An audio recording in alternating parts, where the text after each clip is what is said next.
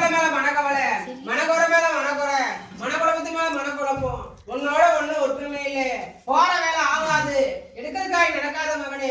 சங்கத்து மேல சஞ்சலம், குறை மேல குறை வரும். தெய்வம் தேவாதிங்கோ, சத்தம் கட்டங்கோ, யாரும் துணை நிக்கல. மேலே மேலோ கடங்காரன் அவரை சூழ்நிலை இருக்குது மகனே.